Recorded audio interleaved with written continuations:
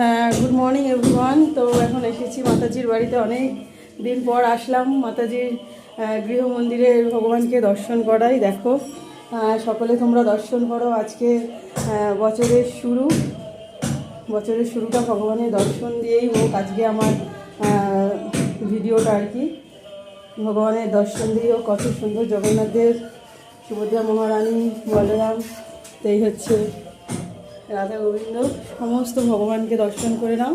অনেক তাড়াতাড়ির মধ্যে আছি, তো চলো চলো একসাথে আমরা এখন বেরিয়ে যাবো। ভগবানকে আনতেই যাচ্ছি। হরে কৃষ্ণ। তো চলো।